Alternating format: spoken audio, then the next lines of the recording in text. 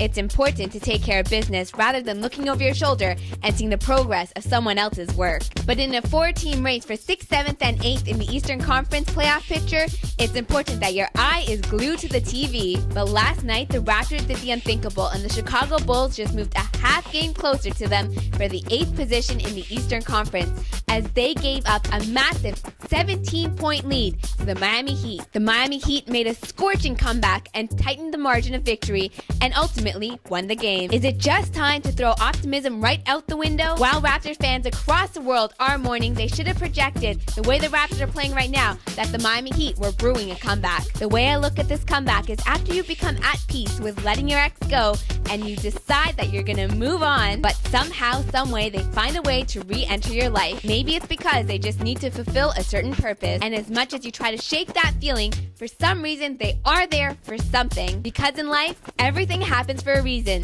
hence another loss. While the Heat got hot in the fourth quarter, the Raptors were looking for any kind of offensive production. They had a 6.5-minute scoring drought where they could not score a bucket to save their life. And in that final frame, they could only muster up 6 shots, a majority of them coming from the one and only Jarrett Jack. You might just be wondering where his hustle took him on this night. Straight head-on into the Raptors crew broadcast table. He went straight for the monitors and almost wiped out Sherm. Didn't look as severe as a Dookie taking out Dan Schulman in that college game. The Raptors could have just used more bodies, but they tried to send a message to Hedo Turkoglu after he decided to tank the game against the Utah Jazz. He did not start the game for the first time since 2006. Gallivanting on Yorkville when you're supposedly sick will do that to you. The Raptors did make a statement without their $53 million man with another agonizing defeat. I myself am trying to search for answers, but yelling and screaming in an empty Boston Pizza can only do so much. Especially when the manager of the Boston Pizza predicted that they would win against the Miami Heat. But he does owe us dinner if the Toronto Raptors do win a playoff series. This cringing stat to sum up the Toronto Raptors comes courtesy of the Globe's Michael Grain. The Raptors in their last 19 games are 3-16.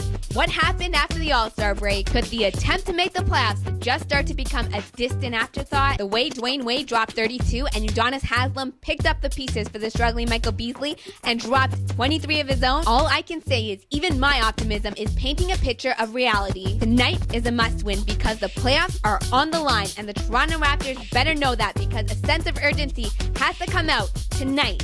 And it all gets underway at 7 p.m. Thanks again for joining me inside the Purple Room, and I will see you again next time.